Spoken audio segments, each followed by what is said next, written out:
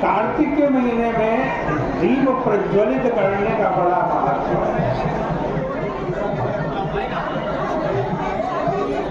दीपो ज्योति परब्रह्म, दीपो ज्योति जनार्दन। दीप की ये ज्योति है, परब्रह्म का स्वरूप है, ये जनार्दन का स्वरूप है। दीपो रक्षति में पाप,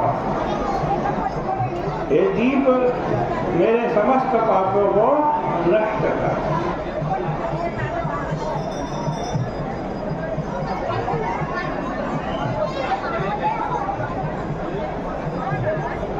आज कार्तिक महात्म में नारद जी कह रहे हैं कि दीपदानस्य माहात्म्यम् इतिहासं पुरातनम् वदतां शृण्वतां चैव सर्वपापप्रणाशनम्।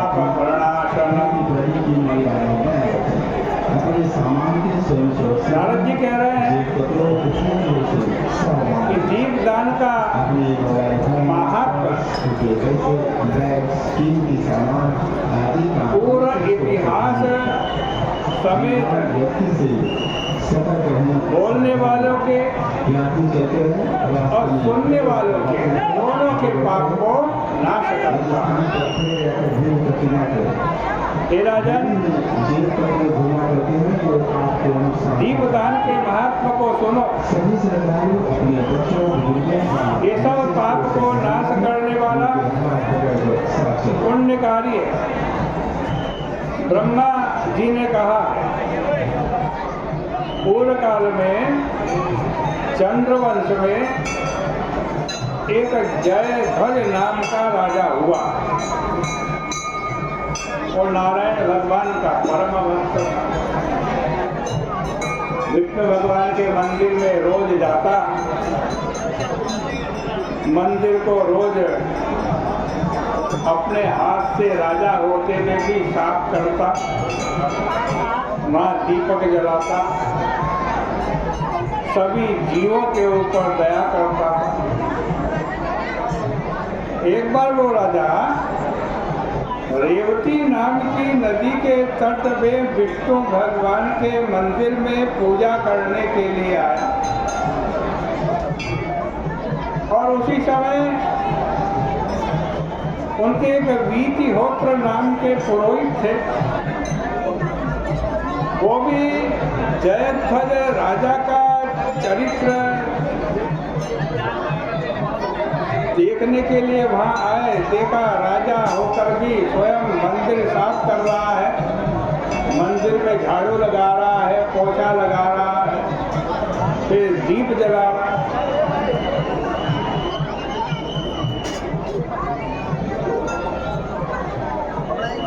वेद वेदांतों के रहस्य को जानने वाले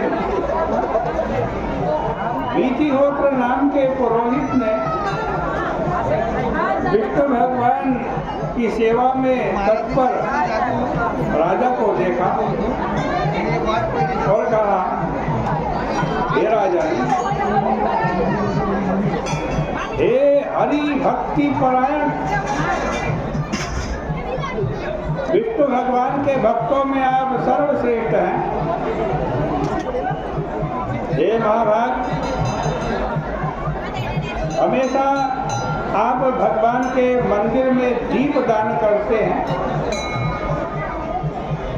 भगवान को प्रसन्न करने के लिए और भी बहुत सारे कर्म हैं, लेकिन मैं देखता हूँ तुम स्वयं राजा होकर के मंदिर को स्वयं साफ करते हो, हाँ दीप जलाते हो। तुमको क्या मालूम है? गुप्त बात कहिए। यदि तुम पर हमारी प्रीति हो तो। जयध्वज नाम का राजा पुरोहित के वचन को सुनकर हंस करके नम्र होकर हाथ जोड़कर राजा से कहने लगा, कहा, हे ब्राह्मण देवता, सुनने वाले विस्मय करने वाला मेरा पूर्व चरित्र सुनो, जिसे मैं जानता हूँ। हे ब्राह्मण देवता, सतयुग में जब स्वारोचिष नाम का मनवंतर था, उस मनवंतर में वेद वेदांग को जानने वाला ब्राह्मण यज्ञ के अनधिकारियों को भी यज्ञ कराता था। गांव गांव जाकर के भिक्षा मांगता था। बड़ा क्रूर था, निष्ठुर था। न बेचने योग्य वस्तुओं को भी बेचा करता था। खराब काम करने के कारण मेरे भाइयों ने मुझे छोड़ दिया। दरिद्री, दुखी, दुर्बल, रोगी, पैसों के लिए पृथ्वी पर घूमते घूमते श्वास श्वास से पीड़ित होकर नर्मदा के तट पर मेरी मृत्यु हो गई।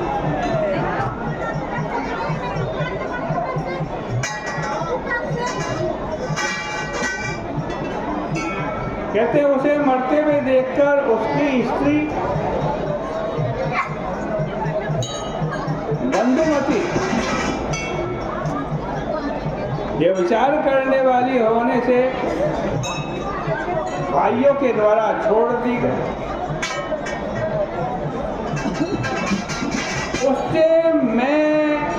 उसमें चंडाल से दंडकेतु नाम का महापापी ब्राह्मणों का शत्रु मैं पैदा हुआ। दूसरे की स्त्री तथा पैसे का लोभी, प्राणियों को मारने वाला, गौ हत्या करने वाला, मैंने बहुत सारे मृग, पक्षी, पशुओं को मारा। सुमेरु पहाड़ के बराबर सोने की चोरी की, मदिरा पिया। बड़ा क्रूर था, निंदित कर्म करने वाला था, पापों में लगा रहता था, यात्रियों को लूटता था, पशु पक्षी मृग आदि के लिए मैं साक्षात काल था।